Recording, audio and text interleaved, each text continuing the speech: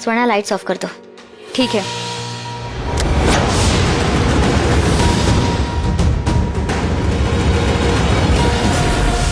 ये लाइट कैसे चली गई? ये लाइट किसी ने जानबूझ के ऑफ तो नहीं की? किसी की ये साजिश तो नहीं है?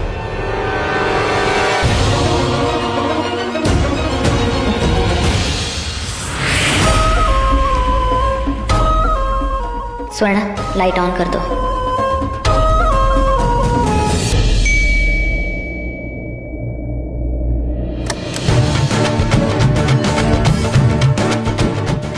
थैंक गॉड लाइट आ गई। शुक्र है किसी की साजिश नहीं थी। अच्छा है कि तू यही है।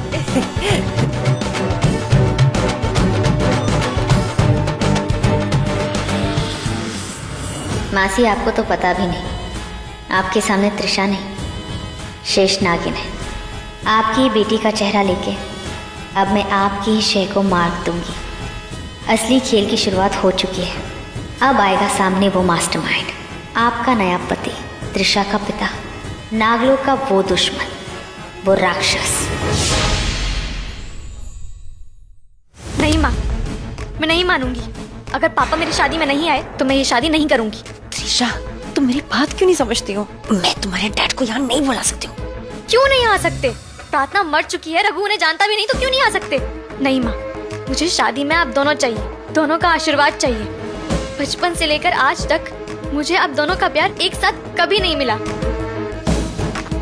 माँ, एक लड़की के लिए शादी बहुत इम्पोर्टेंट होती है। मैंने आज तक आपसे कुछ नहीं मांगा, बस मुझे एक गिफ्ट दे दीजिए, पापा को बुला लीजिए। त्रिशा, मैं तुम्हारे पापा को नहीं बुला सकती। क्या प्रॉब्लम क्या है? त्रिशा, मैं इतना बड़ा खतरा अपने हाथों में नहीं ले सकती। तो ठीक है, अगर वो इस शादी में नहीं आएंगे तो मैं भी ये शादी नहीं करूंगी। प्लान का क्या होगा?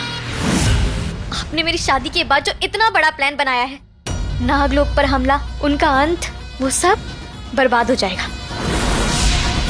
तो आप सोच लीजिए आप क्या चाहती हैं। पापा मेरी शादी में आएंगे या नहीं आएंगे? चाहत मेरी, फैसला आपका। अच्छा, सुन। तू नाराज मत हो, हाँ प्लीज। गुस्सा नहीं। देखो, आज इतना बड़ा दिन है। अच्छा, मैं तुम्हारे डैड को बुलाती हूँ। हाँ, तुम तैयार हो जाओ। देखो, शादी का मुहूर्त हो रहा है।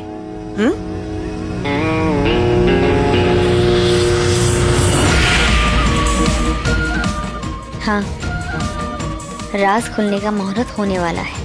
बस कुछ देर और, फिर पता चल ही जाएगा कि इस सब के पीछे का मास्टरमाइंड आखिर है कौन, त्रिशा का पिता है कौन। पर हाँ, वो जो भी है, उसका राक्षस लोक और नागलोक दोनों से कोई कनेक्शन है, बस वो पर्दे के पीछे छिपा है।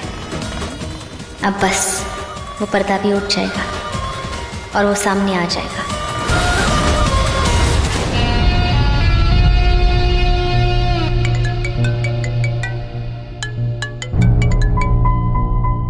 बोलो मैक। हाँ प्रोफेसर। हमें तो इस वक्त त्रिशा की शादी नहीं होना चाहिए था ना, मुझे क्यों फोन कर दिया? वो तुम्हारी बेटी जो है वो जिद पकड़ के बैठी हुई है कि जब तक तुम खुद यहाँ आके उसका कन्यादान नहीं करोगी वो शादी नहीं करेगी। मैक, तुम बहुत अच्छे से जानती हो कि प्रोफेसर दुनिया की नजरों में मर चुका है। इस तरीके से अगर मैं लोगों के सामने आऊंगा, it could be very dangerous. Trisha को एक बात बताओ, उसे समझाओ। अंडरस्टैंड? तुम्हें क्या लगता है कि मैंने उसको समझाने की कोशिश नहीं की? लेकिन वो जिद पकड़ के बैठी हुई है। शायद तुम ये भूल रहे होगे कि वो मेरी बेटी है और उसने मुझसे ही ये सीखा है, और वो मान ही नहीं रही है। तुम एक काम करो, तुम ही आ जाओ ना, क्या हो जाएगा? महक, तुम लोगों का दिमाग खराब हो गया है क्या?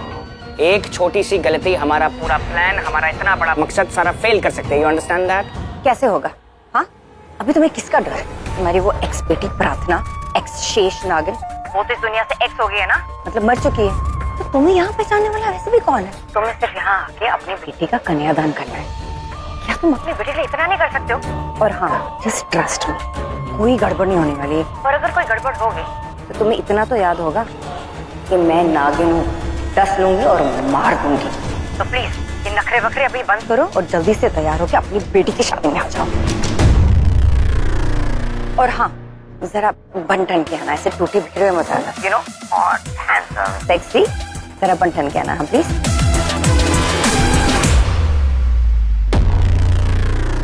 त्रिशा के लिए मुझे उसकी शादी में जाना ही होगा।